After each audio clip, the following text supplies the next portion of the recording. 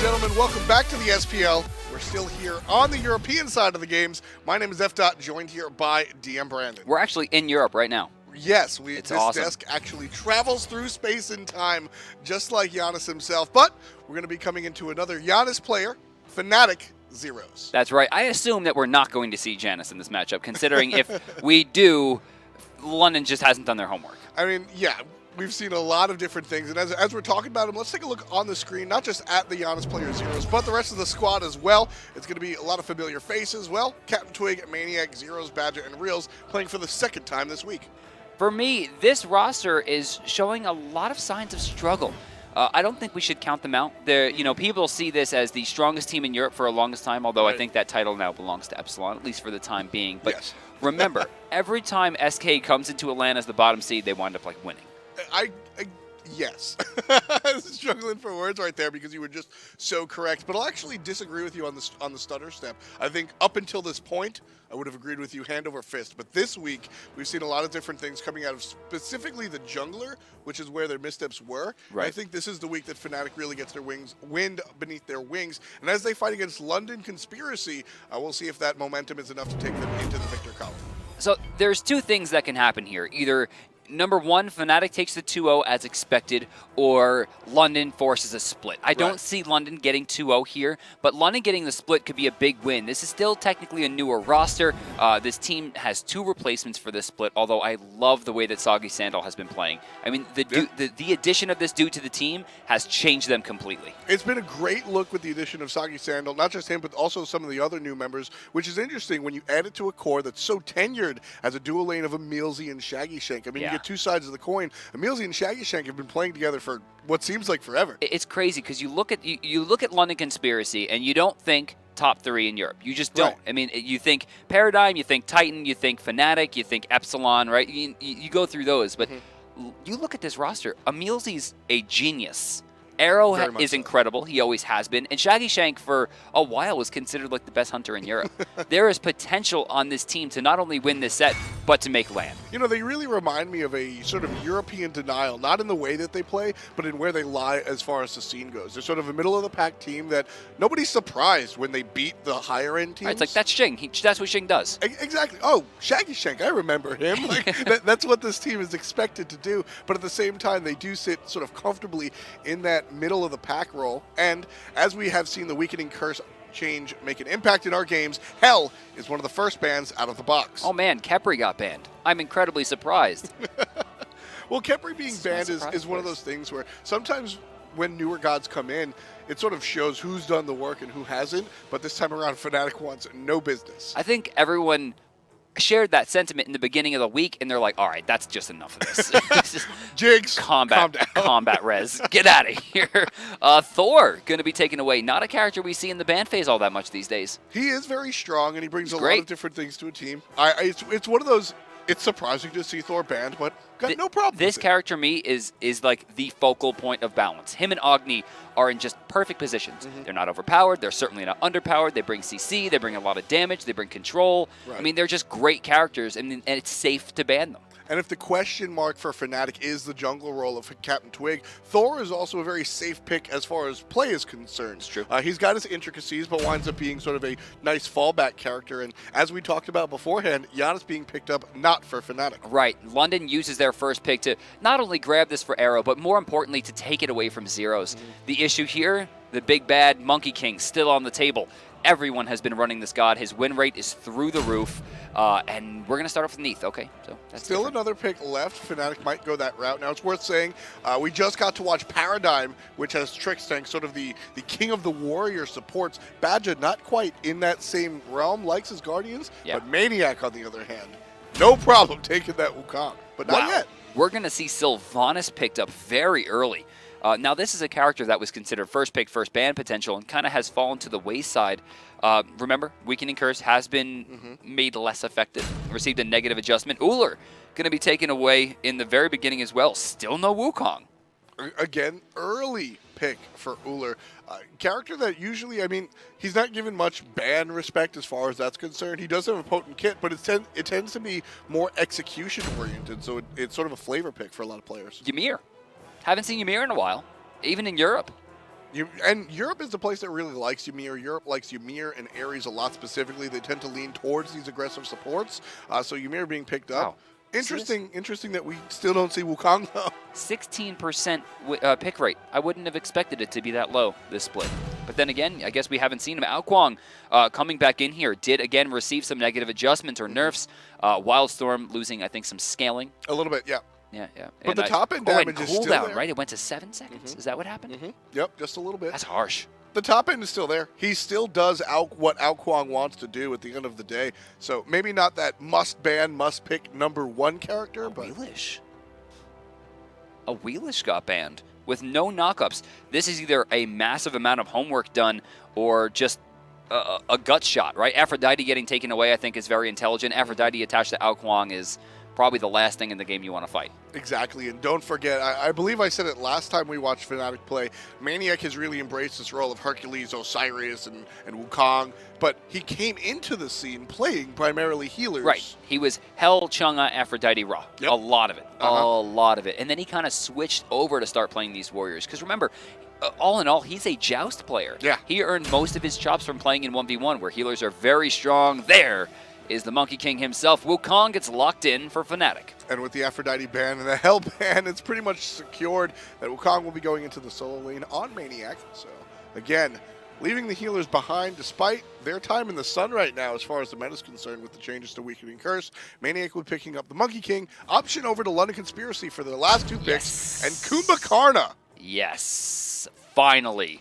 This character is crazy right now. Groggy Strike receives a root duration increase, damage increase, and the ultimate hits insanely hard. The landing damage at level 20 is 650 after like a 200-something start. I mean, he's swinging for 900. He winds up dealing almost lethal damage to assassins and mages. Chang'e going to be picked up to round this out. So, this is a very interesting draft. Do we see...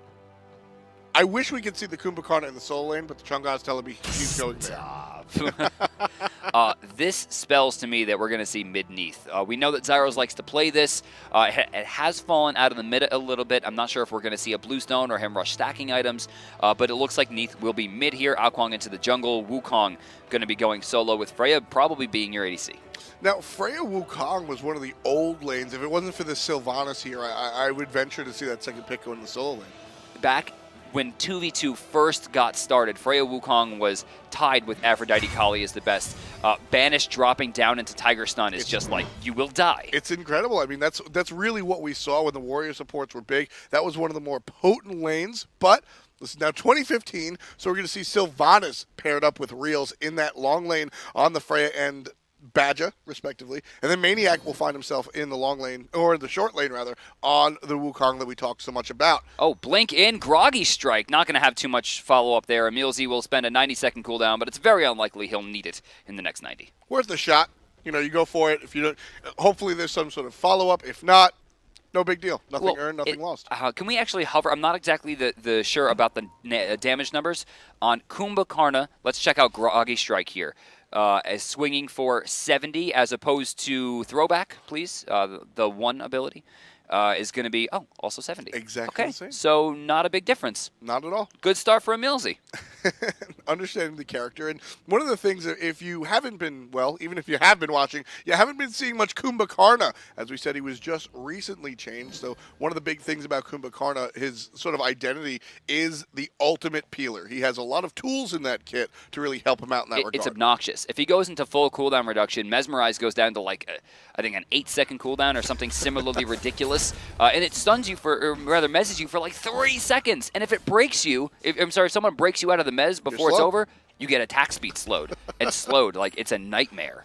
Dealing with Kumbakharna can be very problematic if you're trying to get away. Taking a look at London Conspiracy, we will have Ymir in the jungle, so sort of the quintessential guardian jungler coming out for LC, piloted by ASoggySandal. And as we said, Zashu playing that Chang'e in the solo lane with the Neith on Fnatic going mid. I really want to see him send back the bunny as fast as possible to either start getting those boots online or, better yet, trying to get that Soul Stone immediately. That double starter. That's what I've heard a lot about. Usually you see sort of the Vam Shroud into nothing for the right-of-way Soulstone. This time building a little bit of defense because, as we said, that Bluestone Wukong could be something to deal with. He could also send back for Mark of the Vanguard, giving him a little bit of extra health and stopping a ton of the damage, not only from the archers, but the Bluestone pendant. It's a dot. It is a dot. It hits you twice for, a total of 30 damage. So you immediately eliminate that down to 20 and then mitigate some as well. You wind up only doing like 50. What is he doing? Was he attacking? Just basic attacking, really. Chipping down the Chang'e. Yeah, I mean, he's in a good position, too. Bunny going to get sent back here with a total of about 500 gold. I imagine this is either going to be Boots 1 or Beads. Mid lane, still a little bit. Left-hand lane, though, Badgah caught out maybe a little bit. EmilZy, not enough tools to go ahead and grab the tree. And no problem for the dual lane of Fnatic. See, for me, this is probably not too bad for Freya. Freya is a character that wants to get as much gold as possible in the early game. So for her to be not pushed under her tower puts, I think, Fnatic in a pretty decent position in the dual lane. I mean, she's definitely not attempting to win early on. So, yeah, as long as you're not losing gold, you're pretty much generally fine in that Freya long lane role. maniaKK Here comes the bun. No, wow, going to be silver breastplate already. So some extra defense to try to mitigate that bluestone damage. Trying to get herself through the early game. She's going to be relying heavily on that Vam Shroud as her only source of damage until what seems like Breastplate of Valor is finished. She needs 1,000 gold.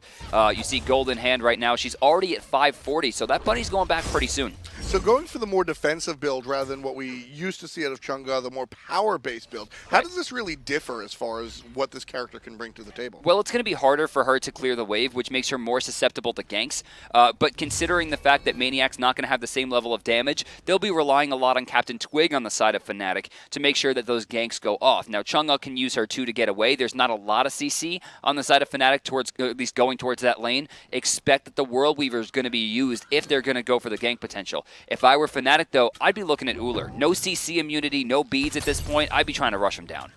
Especially with no ultimate on the side of Ullr. Again, lack of CC immunity is going to be a big Achilles heel for this dual lane if Fnatic decides to pay attention to it. Zashu, as you said, might be a little bit harder to gank, and we all know the story about ganking Janus. He just walks through the wall. It looks like he sent the bunny back a little bit earlier. He got a level of beads to stop that impending World Weaver. So now he can do things like beads activation directly into the Moonlit Waltz to make sure that he can get away from any potential danger by using the invincibility, or he can use the Moonlit Waltz early, then beads activation in case they dive. And this you know opens up a lot of options. You know what, Brandon? This entire conversation is why I like Neith in the mid lane. Heartseeker be damned. No, we saw Neith really have a moment in the sun because of Heartseeker allowing to have so much power behind those World Weavers, but we're having an entire conversation about the threat of a global ultimate for the mid lane Neith just by having her picked. I don't think he got both, but Aero definitely got at least one of those. He gets into level 7 as well with a small advantage over Zyrhoes as a result. Left side, the Guardians are going to take down the camps with a win there for Fnatic in the mid. Aero will go ahead and back to base. We'll see what he's going to pick up on that mid lane Janus. A lot of times, by looking at the boots, you can see which way the Janus will lean. Of course, he's just going to pick up boots too. So has yet to make the decision if he wants to go into the power or the CDR boots. I like the fact that he went boots too, because getting that beads online early is very important. CaptainTwig has a chance to blow him up, right? Going into that execute, if you don't have beads, you will die. I mean, that's a guarantee, especially with something like World Weaver behind it. So this allows them a little bit more freedom. Yes, he'll do less damage, but I don't think Janus is worried about that at this stage of the game. It's all coming down to the fact that he wants to just stay alive and control the space in front of him. Exactly, and as we always say, Janus brings two things to the table, not just the straight burst damage that you expect your mage to do, although if you ever get hit by a late game unstable Vortex, it's definitely there. Dude, it's about the utility behind the portals as well. It's like, all right, Janus hasn't been doing too much this game. I just got hit for literally 900 damage. I walked over a threshold, and then it did 1,500. I don't know what's going on. So good trade right there for Zashu. You'll notice that even tanking minions, he's getting the better of this trade. Gold in hand for Chang'e right now is very low. Now I don't know. Yeah, see the bunny going back. The cursor's following him. I don't know if did he have enough? Was he over 1,000?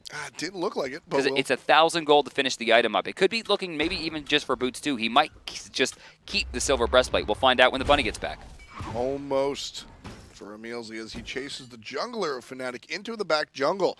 And with that, EmilZy's going to go ahead back and meet up with his hunter just to provide a ward. So Ullr, as we mentioned, a lot of sort of deficits in his kit. No CC immunity. Right. He's got to jump and a stun, but definitely wants that ward. And the bunny's almost back here, and it will be Breastplate of Valor. So he's going to be very hard to gank, even though it is magical damage. Remember, cooldown reduction is Chang'e's best stat in the early and mid games, being able to increase her damage outright by having more cooldowns, on top of the fact that she gains more invulnerability and can more freely use her ultimate as a defensive or offensive measure. Shaggyshenk making his way into the jungle, just poking around, wanting to see where people are. A couple of members of Fnatic on the map as far as London Conspiracy's vision is concerned, but being very, very careful, LC will opt to 3-man split the red buff. Aero gets it. Decent damage attribute there. He has more than enough to finish any version of boots that he'd like. I'm expecting that this wave, maybe one more and he's going to back. He might just opt to go here as he still has 2 Guardians in front of him as well. Well, we've seen a lot of the Januses have been the power boots into a quick Chronos pendant, so sort of the best of both worlds for the early game. I like that build too. I think getting the early penetration online is more important than the cooldown. You need to be able to hit people one time and kill them, and I think that's what these boots allow you to do. On the left side here, Camp's going down to red. It looks like they'll gain both this time. An even split. Still no kills here at the 7 minutes, but we're going to start. EmilZy wants to make something happen, gets 2 people stunned. Oh, the blink passes CaptainTwig, but up in the air goes one, and the waiting party is on the bottom. SoggySandal opens up the game with first blood for London Conspiracy. Reels makes the Freya rotation, picks up 1 for her team, and that's 1 for 1. How did Twig get hit by that? I was so intent on watching the falling Sylvanus who got comboed to hell and back. How did Twig die? Did you see it? I honestly was looking at the Sylvanus. I didn't see it at all. So Twig walked walked into the ult. Oh, Twiggy, please. That's unfortunate. Just unfortunate. That's going to hurt, man. I mean, that's an early death for Wukong. That's lost farm. EmilZy getting very low. Still has the sleepy passive. Turnaround. Badger, 1 hit. Shaggyshenk blocking. And Reels runs out of pulse activations. Wake up from your nap, Lord King. You're back and ready to fight. That right there. We always talk about the downsides of having a Freya in the hunter role, and while it's one of my favorite picks, that is definitely one of the downsides. No guaranteed ranged attacks. Normally we talk about it with respect to tower killing, but with the Kumbakharna in the game, you got to keep an eye on that passive. That's a really big win right there, because getting a kill for Shaggy at this stage is going to allow him to further himself in terms of control. You see the Boots 1 come out there. He's already at 4,500 gold. He's got beads online. He's in a really good position now. Fnatic chases out the aggression onto the Gold Fury, and very intelligently, just one person, one man's enough. CaptainTwig was all that Fnatic needed to get London Conspiracy away from the Gold Fury. But I do like the decision from London Conspiracy, and I'm very happy when I see teams just try it. You pull it, and then when somebody shows up, just walk away, no harm, no foul. Nothing really lost, nothing gained, but you got to go for it. How many snuck objectives have we seen this split? I mean, today. Right? I mean, like, Paradigm just, like, walked up to the Fire Giant today. It was like, hey, look at this. I'm going to go for this. And granted, they almost got it stolen because they tried to sneak it, but they still got it. Right? The control was good, and they killed Variety for the first time off it. I mean, that's the whole thing. The better... Did he? No, okay, almost. I thought he took that. It was very close. Magical Cudgel. You'll actually notice he's going into Warded Shield here. This is likely to be a Runic Shield. It could be Enchile, despite the fact that cooldown reduction is one of his best stats. Runic Shield, given the fact that Chang'e has almost no magic damage, would cripple her ability to fight for the next 15 minutes. Pull going to be off the mark, but the root won't be. Badgah going to be stuck into place. Shaggyshenk able to deal a decent amount of damage with that hail of arrows, but not going to convert into a kill right just yet. CaptainTwig sitting at about 1,100 gold in hand. Boots already done. You see, he's probably going to be going into Bancrofts or Pyth.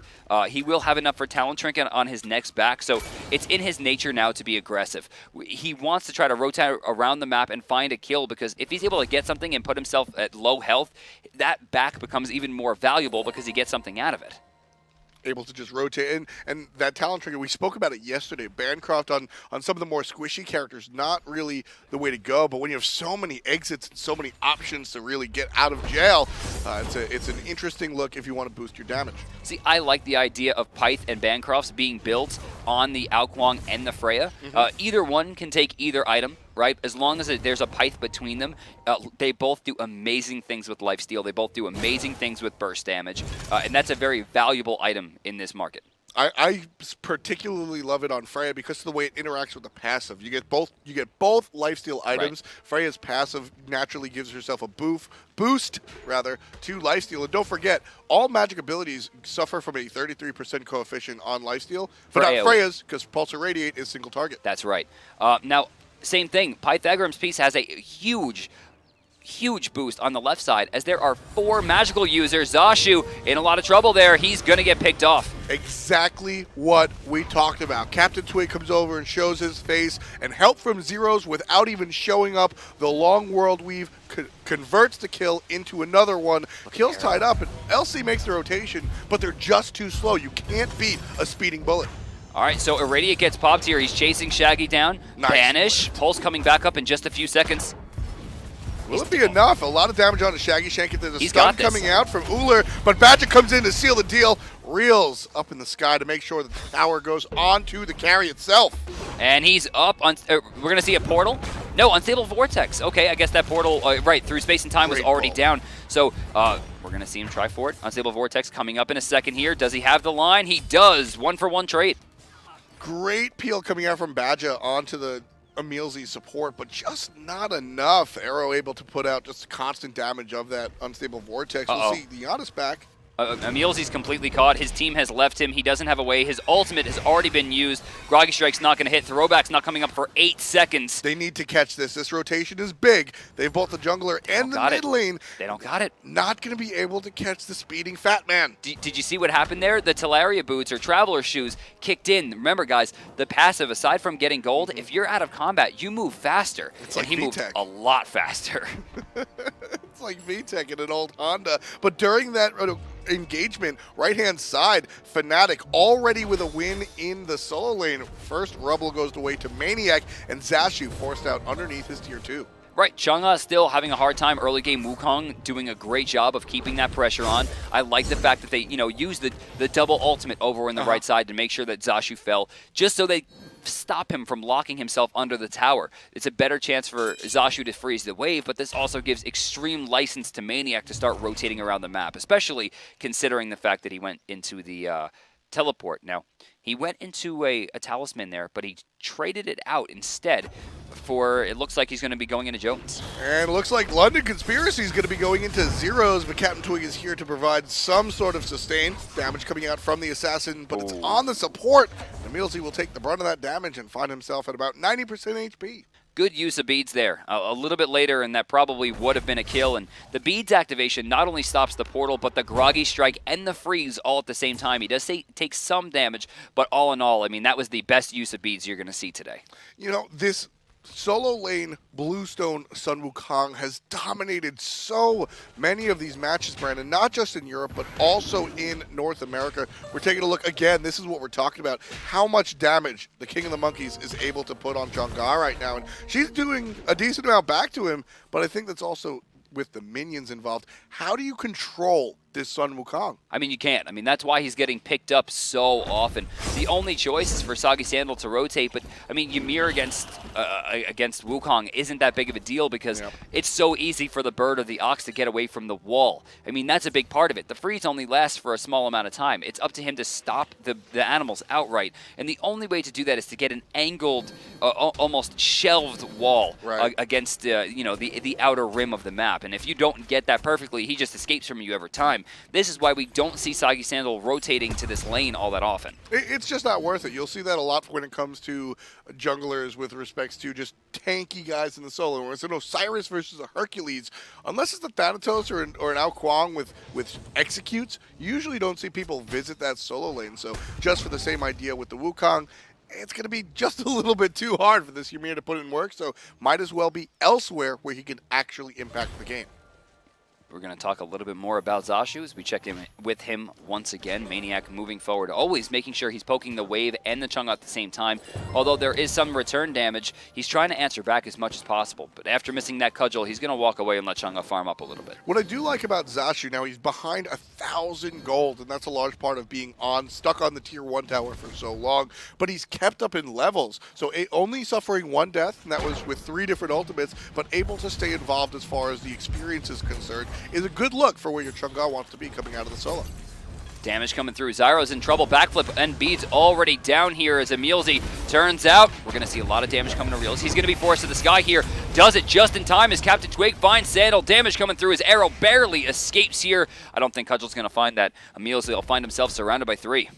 Realzx being able to get in and get out at a moment's notice. Perfect positioning coming from the Freya. As you said, waiting to pull the trigger on the ultimate to get into the sky. This is what we saw in the On Her plays from Realzx earlier this week. Put him on a mage Freya. We're seeing the same stuff. We're trying to see some burst damage coming out from Chang'e. Now, you see her going into that Book of Thoth. She needs some kind of damage on the board considering she went into Breastplate. Tiger Stun, it looks like not going to hit. Multiple dodges, but EmilZy's completely caught here. Even if he manages to get away from this one. Does he have Sleepy? Yes, but they'll be able to take him down here. This time there's more than just a Freya around to confirm the kill. Aero walks right through the wall. Perfect portal to allow him to escape. maniaKK has a different story in mind. Did he get hit by that? Arrow get cleaned up. He did not juke in the way that he needed to. Usually a fairly easy move to juke. ASoggySandal, though, great wall, stops the Dragon Call throw right there, but still, Arrow going down after such a big win with that 4-man unstable Vortex. That's going to hurt London big time. Fnatic did get aggressive and go for the kill on Aero, but because of that, unable to look towards the Gold's Fury, as a lot of their members are low, and SoggySandal is in the vicinity and able to really go for the steal. So Fnatic instead will get mid camps and their own jungle. Zashu going down towards the back camps, trying to farm up pretty much anything that he can at this point. Knows that even going into his lane close to where the tier 1 tower could be might be dangerous, considering that Kuang's going to be rotating. Level 14 right now. The Bancroft's Talon's already out, has a lot of damage available to him. Kuang really starting to look for things as we're approaching the 17th minute, just past it. 3-6 read the kills, and Fnatic, after a decent fight in the left-hand side of the map, wind up about 2,000 gold up, despite not being able to grab the objective after the fact. Still a good look for Fnatic. They won their set earlier in the week, and as they take on London Conspiracy, they're looking to 4-0 for the week. Mid lane, Aero is back, it seems. Through space and time is available in case any rotations might be necessary. We continuously see maniaKK just locking Zashu under the tower. And, you know, this might be the weakness in the Ymir pick, right? They picked it as a flex pick. They threw it in the jungle once they wanted Kumbakharna, which I love. But the issue is that they have no way to stop Wukong. Even if he rotates with Wukong being at the tier 2, and maybe even through space and time comes out, they still probably won't catch him. Is the answer to Wukong executes like it is to Hercules? I mean, I guess it's got to be, right? But they don't have that. Mid lane, EmilZy trying to get a little bit aggressive, but Zero's backflips, and we see a teleport out of CaptainTwig, or the blink rather. And he's going to be safe under the tower, no problem. And because of that, LC will rotate back to the left-hand side, where Realzx is all by his lonesome. Still, maniaKK sitting at that tier 2. Zashu getting continuously pressured as finally the speed buff goes down. That's going to go to Sandal. Look at that. maniaKK was sitting sort of behind, if you will. We saw the Ymir and his mid laner on the speed buff, and maniaKK on the tier 2, and still no rotation. So it's really pointless. Don't want to go near that Wukong. It's a level 17 Wukong with, you know, runic shield. I mean, you're not going to kill him. Trouble here. Realzx forced to beats. Trying to make himself relevant, get some good damage on a Realzx. Realzx already up in the air. Might be some problems for when he lands, but here comes the jungler, CaptainTwig, creating space for his hunter. Zyrhoes with the long-range Spirit Arrow to take out Aero, and the rest of the damage coming out from Fnatic is real. Level 17, level 18, Wukong has made the rotation. Zyrhoes has made the double kill, and the rest of Fnatic is on the aggressive. Zashu's ult already down. The dive is real here. No ultimates available except for CaptainTwig's. And Execute here could still do a lot, which means they can turn their sights to the Gold Fury safely. There's still 5 of them, and the Wisp's going to be healing them back up. Yeah, as you said, the Wisps. They're going to bait here, though. They're going to pretend like they're going, leave the Neith out to look like he's over clearing by himself, but maniaKK shows the rest of the team not quite what's going on. Shaggyshenk and Zashu forced out. No way that they're going to go back to that party. And Fnatic, despite being low, will be able to pick up the objective largely, as you said, Brandon, Yeah, because of the Wisps. This is the Fnatic that we know and love. The Fnatic that controls place, every space that they can. The Fnatic that reinitiates and fights that it looks like they're losing. That uses beads perfectly, both Zyrhoes and deals with Realzx with absolutely perfect applications of purification beads in the last 2 engagements. Not only that, but they go to the Gold Fury to bait them over, pick up a kill, force them away, and then get the Gold Fury anyway, stopping any potential farm that would have happened. Fnatic takes the first real lead of the game. Gold Fury kills towers. I mean, talk about the first real lead of the game. We're looking at the graphs right now, 5,400 gold, and very, very short to go. That was just about 2,000. So a big swing for Fnatic in the past 2 minutes or so. And now it went from 3 to 6 to 3 to 9. Fnatic really banking up those kills. It's going to be hard for London to come back in. They don't really have an end-game comp. Yes, Janus does a lot of damage. Ullr can do a lot of damage, but without CC immunity, it's going to be very hard for him to get back into this. Also, we should note that Shaggyshenk picked up Soul Eater here, and this was not the right call. There's one physical on the team. He loses so much. It should have just been an Aussie. Not to mention, Ullr traditionally is looked at as an ability god. Right. So some of that lifesteal being lost a little bit, but I mean, I guess it's a on top of the fact that there's almost no scaling on this item whatsoever. It's 15 damage, I think, total, yes. Right? I mean, you get some attack speed, but Aussie just would have been much better. Penetration, lifesteal. Key point being, I think, is the aura. It's much like Pythagorean's piece. The value of this item goes up when you have more physical players on your team, and unfortunately for Shaggyshenk, he's the only one. And a similar episode that we've been seeing so often today is Sun Wukong pushing his opponent on the tier 2 all by himself. And there's no help coming. I mean, Zashu's just got to hold this one, right? They know they're not going to be able to gank this. He's trying to fight it there. I hear a curse going off. Who did that belong to? It looks like no, just a creeping curse for Wukong, so not a weakening. Yep, just enough to slow Zashu down, and maniaKK is going to go for it past the tier 2. Sandal's here. It's like, oh, he's stuck, right? But, I mean, Janus is, Kuang already there. He bird forms out, sends more creeps into the tower. Aero walking over as well to try to control this. The Zashu, poor guy, finally gets some help, but, I mean, it didn't matter. The tower stands, but it takes about 50% of its health. And look at that. maniaKK gets very aggressive, goes past the tier 2 with it up, knowing that his team is ready to make the rotation. Fnatic sort of pre-fires. They rotate 3 men over into the right-hand side, ready to pull the trigger if necessary. If maniaKK got engaged on, they jump right over the wall. But that's not the case, so everybody retreats. Love to see the push and pull, the understanding of where the team is in relation to how aggressive you can be.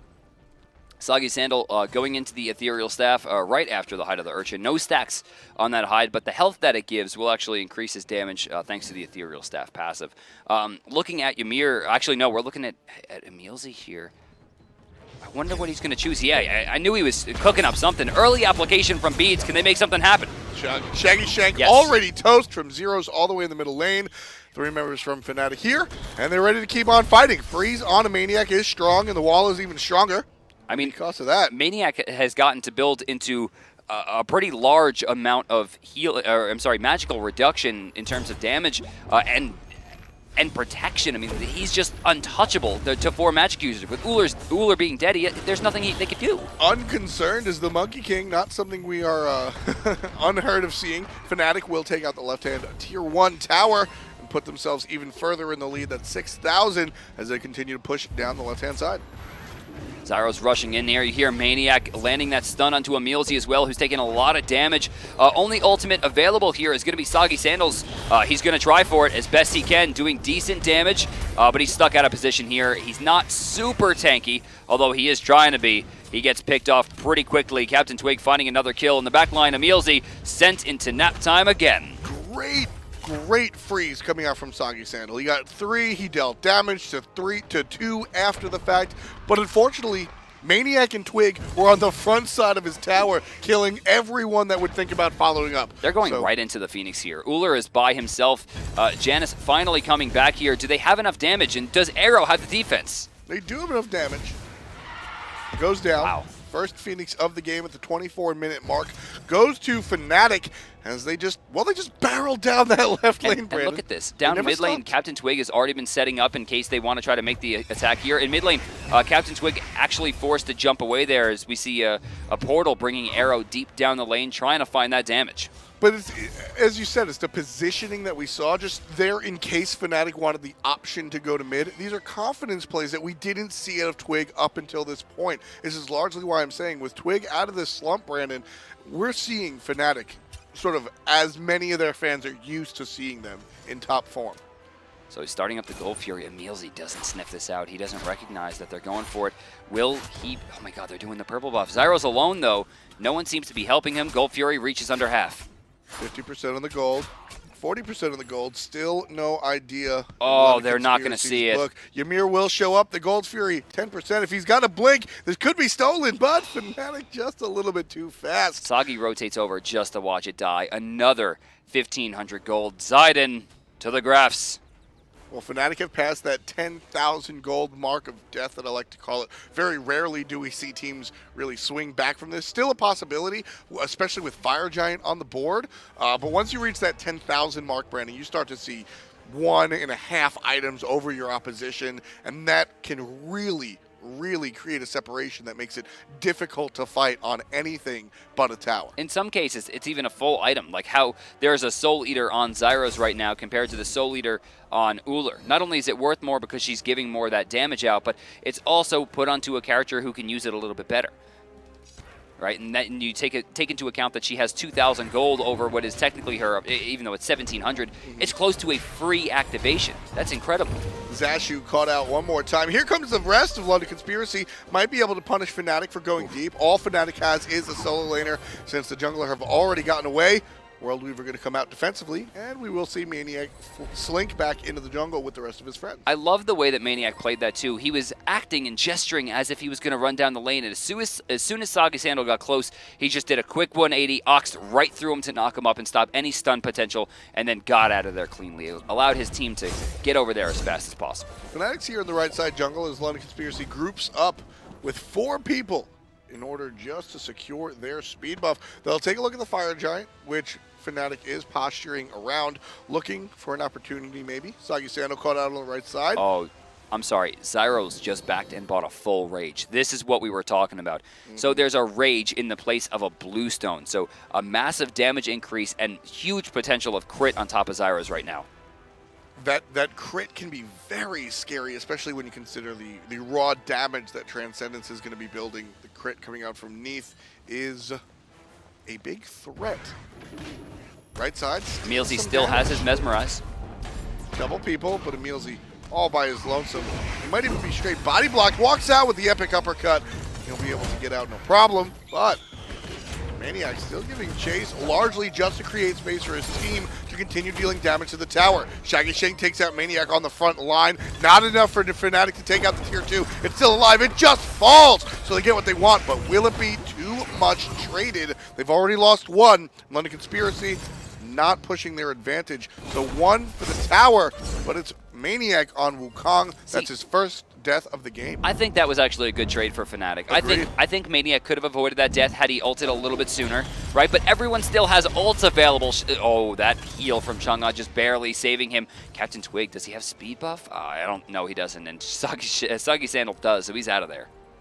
I agree with you. I think the decision to go ahead and make the gamble, push off, I mean, that's largely, we always talk about, that's what these tanky soul laners are supposed to do, create distance between the teams so they can go for the objective. Janus is nonsense. Walk through walls. I mean, he walked through walls while stunned. That World Weaver hit him, and then he's like, portal, and then he beads after he got through it. Like, oh man, there's just no catching that guy. That's why I'm sitting here talking about maniaKK creating space. Fire Giant can be started up by the guys on Fnatic. Very, don't be surprised if they decide to drop it, but they're going to actually just drop it and pick up the Fire Giant buff. Ullr already chased out of the fight, coming through the portal. A lot of damage on the guys of Fnatic, but not enough. Badgah takes out Shaggyshenk. Very low in the back is Realzx, but still able to provide the damage. Look at his ultimates. It is not available, so he'll have to play very safe. CaptainTwig still has his ult as well. I mean, he can still execute. There it is. That's exactly what he'll do. He's going to look directly at Zashu to come down. The dragon will fall on top, and the Chang'e will fall on the bottom. CaptainTwig gets the double kill in that exchange. 4-17 read the kills. And in this one, EmilZy, the only one up. Fnatic with the Fire Giant around their waists. Look towards the Phoenix. See, the issue here is that, yes, EmilZy was able to defend the Phoenix and get it back to healthy, but he's the only one alive. They could just rush this base down right now. They don't need that Phoenix anymore. And it looks like that they're going to go right for it. EmilZy is almost gone here. Throwback has already been used. He has no more movement. They dive right in. The Sleepy's going to be good, and they'll be able to take this maniac. Oh, I'm sorry. That was the decoy. I thought he was killing himself. Well, CaptainTwig killed himself. Did he really? But the rest of Fnatic is alive and well. The Titan will fall 25% to 0. And Fnatic looking very strong in their second match of the week. Take down London Conspiracy in this one. That was where Fnatic makes a statement, right? They're like, look at what we can do. Look, we're still good.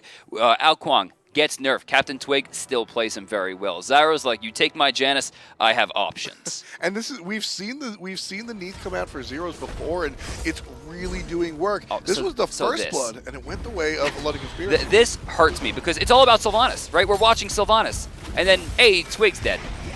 Just walked right. Didn't even see it happen. I mean, you can't fault him because if we, with that view, couldn't see him do that, right? Like, I mean, that's one of the exciting things about Smite is that the team fights are so hectic that you really have to be one of the more calm faced to just go into it. Otherwise, you're gonna be suspect to that. And unfortunately for CaptainTwig, he gives up first blood, but he looks fantastic in the rest of the fight, honestly. maniaKK, clearly player of the game, locking Zashu under the tower for what seemed like dozens of minutes. The entire game, I think Zashu was stuck under the tower, and maniaKK, no problem, able to just be in the middle of all of these fights. Every time, I mean, watch the common thread being maniaKK surrounded by the opponents, having no problem with it. And this kind of hurt me. Aero should have dodged that. I mean, it's actually one of the easiest spells in the game to dodge from long range. But he doesn't. He's landing every single Tiger Stun. Perhaps maniaKK is just in their heads. And I love this ultimate usage there. Right in the middle, he still has a lot of health on the decoy, which is extremely bothersome. He goes right back to the back line once his cooldowns start coming back, and then bang! Zashu taking bluestone damage, he's locked down, and he's still controlling the entire area behind him. Again, and talking to the craziness factor that we brought up when talking about CaptainTwig falling to the ultimate out of Ymir, I mean, when you put up that decoy with so much HP, not just as a extra life button, right,